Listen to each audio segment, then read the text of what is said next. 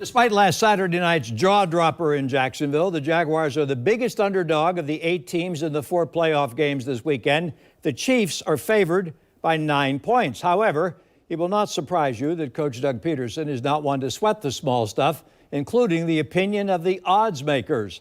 Cole got some pregame comments from the coach today and is joining us now. Cole, lest we forget, the Chargers were also favored over the Jaguars last Saturday night. How'd that work out for L.A.?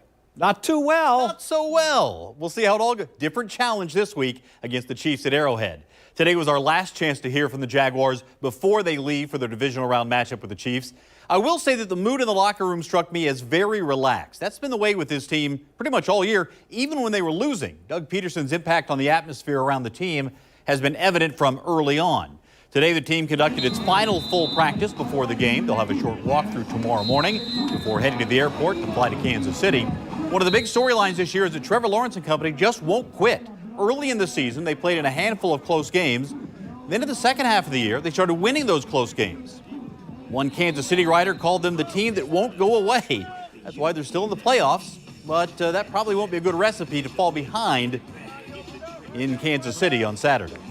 You know, the guys never quit. They're just kind of, I guess, storing things up as the game goes, and you know, finally the switch goes on and you start playing football. But that's obviously not the way we want to draw it up. You know, we'd love to start fast and finish faster. Games like this, everything's on the line. You want to, you know, you don't want to get behind, especially against, you know, good teams. It's just not a recipe for success. Take a look at the comebacks by the Jaguars this year. They trailed the Raiders by 17, came back and won that game on November the 6th. This was part of the start to things. They won that game 27-20. On November 27th, they trailed the Ravens by 9 and won by a point.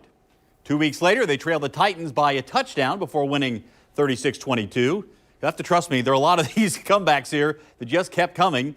You talk about a 17-point deficit they overcame to beat the Cowboys. That was on the Rayshon Jenkins pick 6. Then with the AFC South on the line, they trailed the Titans by 10, erased that deficit and won. Then, of course, what happened in that unbelievable 27-point comeback against the Chargers this past week. It's clear that the Jaguars will believe they can come back from any deficit at any time.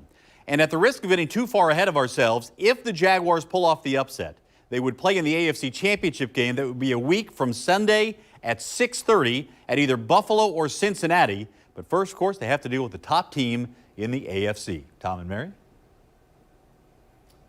Thank you, Cole. Join us for live pregame coverage Saturday during the morning show starting at 6 a.m. At 9. Instead of the morning show, we will host Teal the Show Clash in Kansas City. We'll have live coverage counting down to kickoff both here in Jacksonville and from Kansas City. That special airs at 9 here on Channel 4, News4Jax.com, and News4Jax Plus. News4Jax reporter Scott Johnson and sports anchor Jamal St. Cyr already landed in Kansas City. They will start bringing us pregame coverage tonight on the 10 o'clock news. We will bring you live coverage of the Jaguars send-off tomorrow morning starting at 9:30. You'll be able to watch the event live from start to finish on News4Jax.com.